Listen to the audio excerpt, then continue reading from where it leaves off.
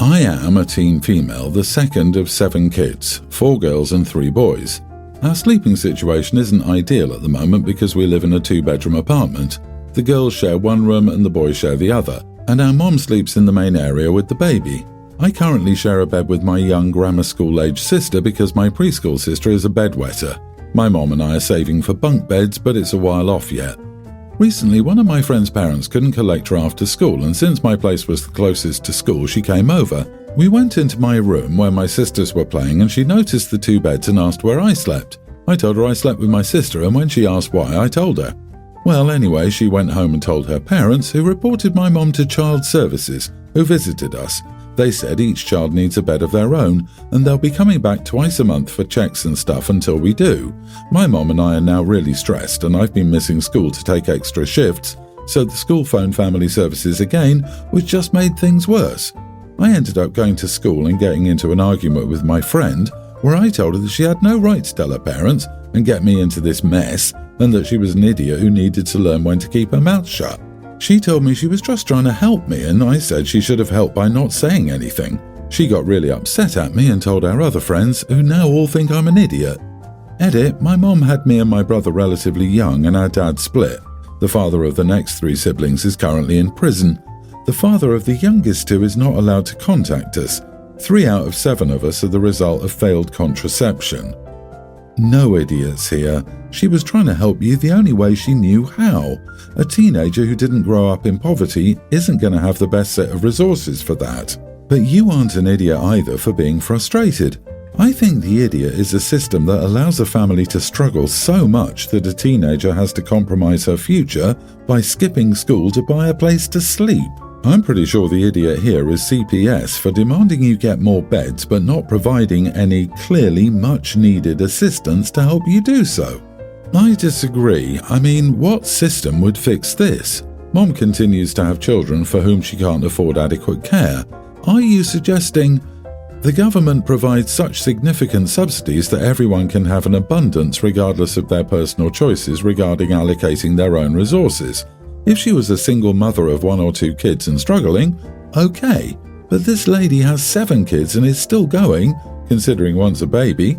It's highly selfish for someone to continue having kids when they can't actually take care of them. Yeah, the idiot is the mother or possibly the circumstances in which she was conditioned, e.g. religion, which results in her having 7 children despite bad conditions. She's not able to properly support her children. And where is or are the fathers? There's a lot of missing info here, but having kids is a choice, and either the mother has made bad decisions or those bad decisions were made for her. I'm pretty sure the idiot here is CPS for demanding they get more beds but not providing any. They do not do that. I promise they gave the mother a website and a phone number for assistance. My gut tells me CPS is returning for more than just the beds, reasons that OP either isn't aware of, hasn't mentioned, or finds normal. The mother needs birth control instead of pumping out kids with random men who bail. OP, I'm worried for you. Not because of sharing a bed with your sister, but because a family of 7 is shoved into a 2-bedroom apartment and your family depends on a teenager's earnings. I must stress this, your living situation does not sound normal. That is why your friend told her parents, and that is why they called CPS. They did the right thing. Your mom clearly cannot care for all your siblings, and they deserve better. And your childhood is being ruined by a mother who needs you to work and miss school to pay for things. My 39 male wife, 37, came to me yesterday after our daughter, teen, left for school, looking like she'd just lost a family member, and told me, I was walking by my daughter's name's room and I saw her struggle to get her pants on. I already knew where this was going. Yes, our daughter has gained weight over the past year or so, but it's not at this dire level where she's barely mobile and bedridden. What my wife has done in the past is come to me with these concerns, as she calls them, telling me about our daughter's shirt looking snug, or how our daughter's stomach looked bigger while she and my wife were watching TV on the couch together. My wife continued, those pants have never looked tighter on her. She's never looked bigger from behind. I told her I wasn't doing this. I'm not having this talk. My wife tells me our daughter is still getting fatter and that I don't care. I told her I care, but I'm not going to start a conversation on the foundation of her stomach is big, her butt is big. My wife tells me she's just explaining what she sees and that a teen girl struggling into her pants is a red flag. I reiterated that I wasn't doing this talk. She said we have to. I told her I was not going to discuss this again and that I didn't want her bringing it up and left the room.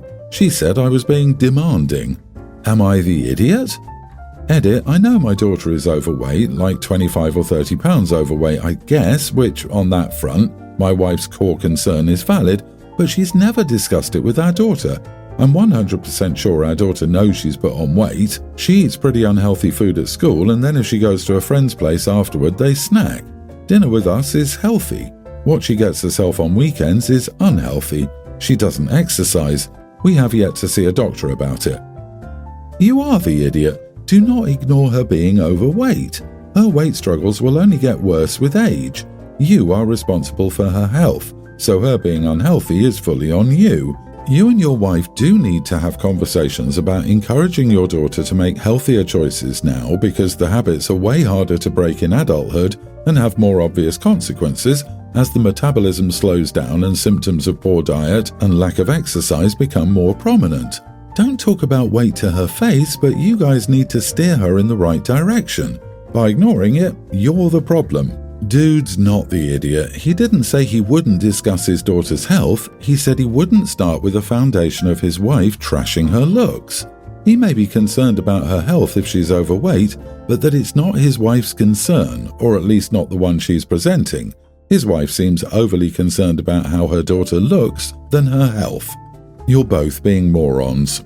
Your wife doesn't need to make disparaging comments about your daughter's appearance to have a serious discussion with you about her health. You don't need to have everything sanitized to have the same discussion.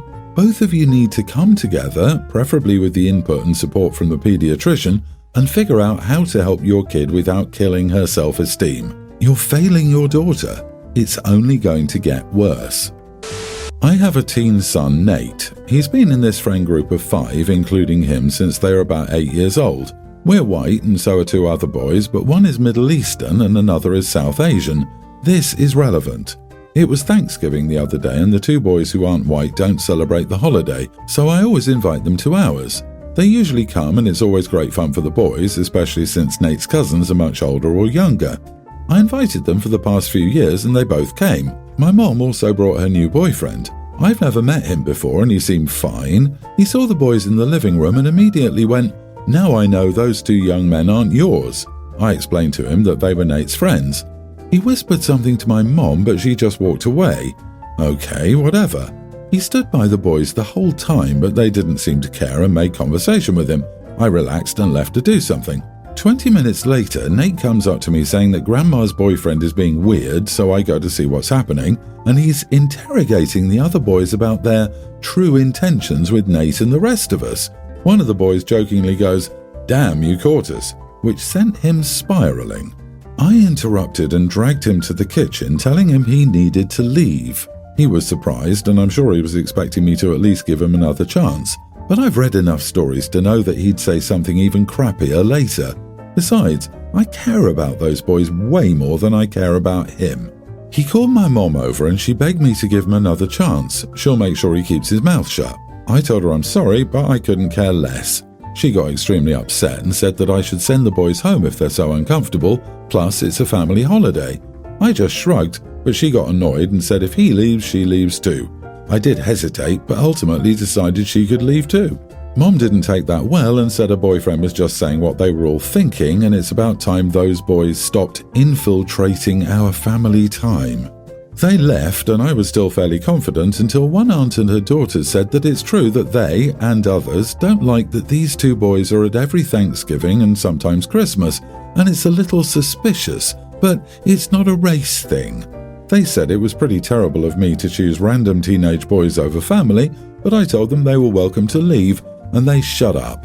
I don't know if that's what I'm doing, but apparently many of them feel this way.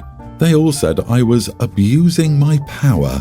I can't tell if I'm blind to it, but I don't feel like I'm abusing anything. Am I the idiot for choosing these boys over family? Mom won't talk to me either.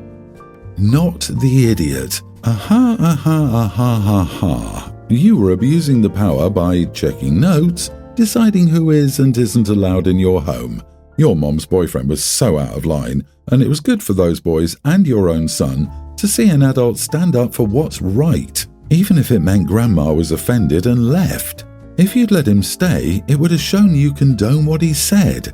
Does your aunt have any legitimate claims against the boys aside from their mere presence at holiday gatherings? We don't get to choose our blood relatives, but we get to choose our family. These boys are so lucky to have you. Thank you for opening your home and heart to them. If your aunt said it's not a race thing, how did she explain why only 2 of the 4 friends were the problem? And OP, you weren't abusing your power. That's hilarious. It's your home. They're abusing the fact that they're family. As the homeowner, you have the right to kick out anyone who is disrespectful in your home, which is what you did in the case of the boyfriend. Your mom left your house of her own free will. Well, whoever your mom sleeps with that week isn't your family either. Your son's friends have been with him for half his life and would be there for him and you when the rest of the cousins would bail out on you. Your family stinks. My siblings and I always brought friends home who had nowhere to go for the holidays. Many of them international students or people their parents had rejected, and everyone always welcomed them. So my husband and I just had a baby this year. We've set a lot of unpopular boundaries with everyone. One boundary set was to call before coming over to our house because my husband is gone during the day, and sometimes the baby and I will nap throughout the day if we didn't get much sleep the night before, which happens often. We communicated this clearly to everyone. His family didn't try to come over in the first few weeks, but after that they would come over at random times and call once they were 5 minutes away. Of course, I was asleep each time they tried. They tried about 3 times, so I couldn't let them in because I was asleep and had no idea they were there. His family was hurt by this. His mom only comes by now when my husband is coming home from taking his older sister home from medical treatment because his mom picks her up and takes her back home from our house. She'll usually just wait out in the car until he gets back and won't come in when he does get here. She'll make an excuse like, "I've been sick," or "I'm tired so I just want to go home." My husband is mad at me for this, but I'm not sure what to do about it. We told her to knock when she got here so I could let her in, but she refused to get out of her car. His family is also upset that I don't let them hold our baby. I've never rejected someone in his family when they ask to hold the baby. I always happily hand her off when someone asks. After all, I want her to bond with her family. My husband said tonight that I should offer. It never even crossed my mind that I should be offering. I love holding our baby. Offering isn't really a huge thing in my family. To add to the fire, I brought along my mother to my husband's sister's quinceañera about a month ago, and we all had fun, but they noticed that my mother was holding the baby a lot. My mom is constantly asking me to hold her anytime she sees our baby, and like I said, I don't say no when people ask. His family took this personally and didn't even try to interact with our baby after that. My husband and I ran into his mom today, and he asked her if she wanted to hold the baby. She rejected the offer, and she voiced that she felt unwelcome in our home and was upset about my mother holding the baby at the quinceañera when she didn't get to hold her at all, but she didn't even try to. My husband took her side, which hurt. All of these concerns were voiced to me all at once tonight, so I needed more context while they were happening. I don't want to have problems with him or his family. They've done a lot for me. Maybe I'm giving off a weird vibe somehow to them. I know I can be super socially awkward, but I feel like my actions with my family versus his have been virtually the same. I don't see how this could make them feel uncomfortable or unwelcome. What do they mean by offering? So every time his family is around, they want you to go up to each of them and say, "Hold my baby, please." Not the idiot. You have the right to set boundaries and they need to respect them. Your husband is definitely the idiot here. Apparently, I'm supposed to ask, "Hey, would you like to hold her?" My husband's logic was that he does that with my family. I like holding my baby and don't need to hand her off constantly. No, you are not supposed to ask people to hold your baby. This is not only absurd but also dangerous. Not everyone wants to hold a baby, and a lot of people have no idea how to hold or handle a baby. People get excited and act weird, and most people will say yes because you asked. I mean, no one wants to be rude to a new mom, and your husband needs to understand that. Lady, you're supposed to guess what your husband's family wants so you can delicately offer them what they want. Under any other circumstances, you'd find this funny. But you've just had a baby and understandably have very little energy for the level of telepathy your husband's family requires. He comes from this culture, so why not get him to run the telepathic interference? He can guess away at what his family is hinting at and proffer the baby at suitable intervals to appease his mother. You could even have an extra nap while all this hinting and guessing is going on. I love the way you laid this out. OP, your husband's family needs to get a grip. Calling before you show up on someone's doorstep is a common courtesy. Pouting because you, at first, didn't offer your mother-in-law the baby to hold. What, is the woman mute that she couldn't ask? And then refusing to hold the baby when offered is patently ridiculous. And this is your husband's family. He needs to straighten them out and defend you.